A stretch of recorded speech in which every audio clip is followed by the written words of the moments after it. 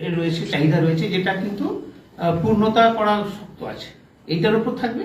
Plus যেটা আপনি বললেন যে সত্যি করে ভারতবর্ষের যত উন্নয়নের কাজ হচ্ছে কিন্তু সবকিছুই কিন্তু এসসি এসটিদের উপরে রয়েছে, সেটার উপর স্পেশাল তো আমাদের থাকবেই। যার জন্য আমাদের দীর্ঘদিন একটা লড়াই ছিল, সেই লড়াইটা আমরা, যেটা আমি বলে গেলাম একটু, 23 আর 2023 তারিখে ভারত সরকার ট্রাইবাল অ্যাফেয়ার্স ডিপার্টমেন্ট থেকে আমাদেরকে ট্রাইব অ্যাফেয়ার্স অর্গানাইজেশন স্বীকৃতি দিয়েছে। এর ফলে প্লাস পয়েন্ট এটা থাকবে, রাজ্যের তো এই দপ্তর আছেই আছে, রাজ্য সরকার যেভাবে করছে তার ছাড়াও কিন্তু আলাদাভাবে কিন্তু আমাদের জন্য অ্যালটমেন্ট হবে ভারত সরকার থেকে, যে আমরা সিস্টেমের মধ্যে দিয়ে চলবো, যে সিস্টেমটা সরকারের জমা দেবো বা যে প্রজেক্ট আমরা জমা দেবো, তার জন্য কিন্তু একটা আলাদাভাবে কিন্তু অ্যালটমেন্ট হবে। এইভাবেই আমরা চেষ্টা করব, আদিবাসীদের পিছনে বা পাশে আমরা ছিলাম, আমরা আজও আছি, আগামী দিনে থাকবো। এই পোল্ট্রি ফার্ম আর হর্টিকালচারের মধ্যে দিয়ে মহিলাদের জন্য আপনাদের কি ভবিষ্যতের জন্য চিন্তা ভাবনা করছে? মহিলাদের মধ্যে যেটা আছে সেটা হচ্ছে আমাদের যে যারা আমাদের সাথে যুক্ত আছে, বিশেষ করে এসএইচজি গ্রুপের একটা পার্ট আমাদের সাথে আছে, বহুত আছে, সেটা বলুন। আমাদের সাথে কিন্তু অনেক এফপিও আছে, প্রায় 130 এফপিও আমাদের সাথে কিন্তু আছে।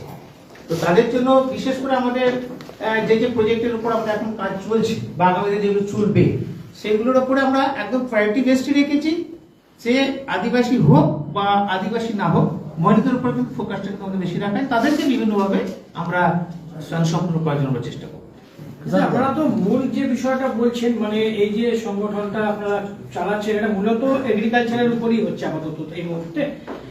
দ্বিতীয় প্রশ্ন হচ্ছে যে লাক্ষা চাষের উপর আপনারা জোর দিয়েছেন, এবার আপনাদের এরিয়া অফ কাল্টিভেশন মানে এরিয়া অফ ওয়ার্কটা কি শুধু পশ্চিমবঙ্গের মধ্যে সীমাবদ্ধ থাকছে না, তার বাইরে বেরোচ্ছে, বা এটা নিয়ে যদি একটু বলেন। লাক্ষার উপর যেটা থাকছে সেটা অল ওভার ইন্ডিয়া বেস্ট। যেমন এবছরই যেটা আমাদের যারা আছে জানো না, আমি জাস্ট আজকে দিল্লিতে ফিরলাম, এই যে আমরা যেটা গতকালকে পেয়েছি বললাম মান্যতাটা, যেটার জন্য আমরা ওয়েট করছিলাম দীর্ঘদিন ধরে। যেমন এবছর আমরা যে লাক্ষা চাষটা করছি পশ্চিমবঙ্গ খুব ছোট করে, আমরা ছত্তিশগড়ের কোনো সবচেয়ে বড় করে এবার একটা, এবং সব ভারতবর্ষের সব রাজ্যে কিন্তু লাক্ষা চাষটা হয় না, ছত্তিশগড়ে হয়, ঝাড়খণ্ডে হয়, অ্যান্ড বেঙ্গলে একটা পার্টি হতো। আমরাই প্রথম সমস্ত, এর আগে আমি দাদা জানে আমরা প্রেস কনফারেন্স করেছিলাম ক্যালকাটা প্রেস ক্লাবে, শুধু লাক্ষার উপরে আমি একটা প্রেস কনফারেন্স করেছিলাম, লাক্ষার উপরে। এটা নিয়ে আমাদের চিন্তা ভাবনা আছে খুব বড় আকারে। আমাদের ডিপার্টমেন্টের সাথেও কথা হয়েছে, এগ্রিকালচার মিনিস্ট্রির সাথেও কথা হয়েছে, ওনারা আমাদেরকে যত রকমভাবে সহযোগিতা করবে।